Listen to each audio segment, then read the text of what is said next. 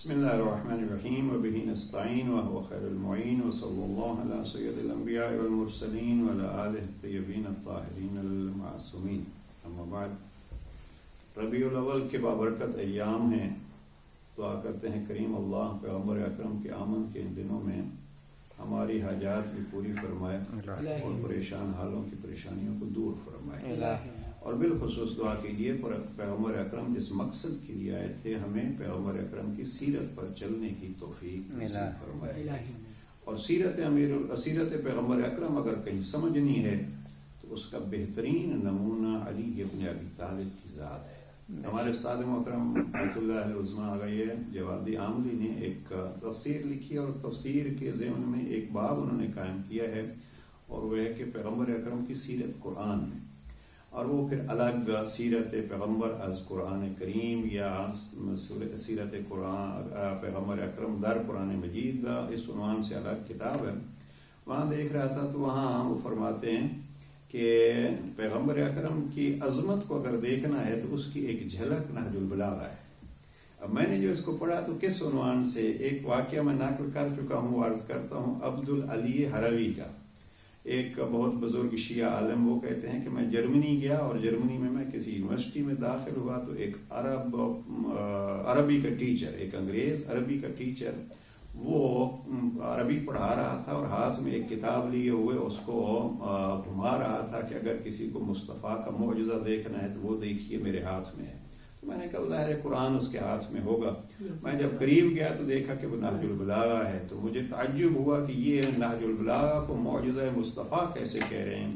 تو وہ جواب دیتا ہے پروفیسر کے جس استاد کے شاگرد کے کلمات ایسے ہوں وہ استاد کا کیا مقام ہوگا. لیکن میں نے جب اپنے استاد محترم کے اس جملے کو دیکھا تو میں نے کہا اسی قسم کا کوئی واقعہ ہوگا. لیکن جناب آیت اللہ العظمہ آغا جوادی عاملی لکھتے ہیں کہ نہج البلاغہ نمونہ ہے. کیسے؟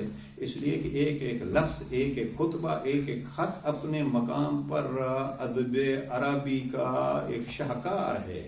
لیکن مجھے لگتا یوں ہے کہ علی گویا نبی کے زمانے میں بولنا ہی نہیں جانتے تھے. اب یہ ہے کہ وہی علی جب خطبے دیتا ہے تو اس جیسا کوئی خطبہ نہیں دے سکتا. لیکن نہج البلاغہ کا کوئی خطبہ ایسا نہیں ہے جو جناب علیہ السلام نے نبی کے زمانے میں دیا ہو. اب وہ فرماتے ہیں یہ ہے ادب نبی جو علی سے سیکھنا ہے.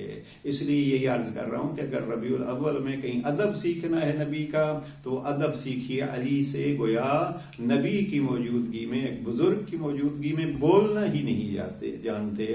اور اسی طریقے پہ سیرت مصطفیٰ کے لیے جناب امیر المومنین، یہ بھی میرا ایک بہت دفعہ دہرایا وہ جملہ ہے، خطبہ نمبر 195. جناب امیر علیہ السلام فرماتے ہیں کہ لقد علم المستحفظون من اصحاب محمد، پیغمبر اکرم کے امین صحابی جانتے ہیں کہ میں نے اپنی زندگی میں ایک لحظے کے لیے بھی اللہ یا اللہ کے رسول کی مخالفت نہیں کی.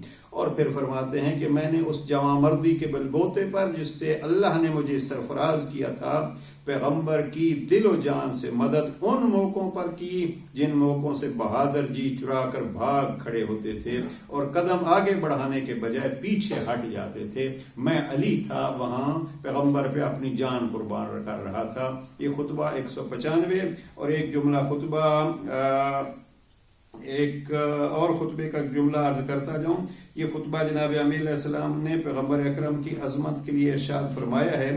اور اس خطبے کا ایک جملہ جناب امام فرماتے ہیں وَلَقَدْ كُنْتُ أَتَّبِعُهُ اتِّبَاعَ الْفَصِيلِ أَسْرَعُ، میں اپنی زندگی میں نبی کے ساتھ ایسے پیچھے پیچھے چلتا تھا جیسے اونٹنی کا بچہ اپنی ماں کے پیچھے چلتا ہے.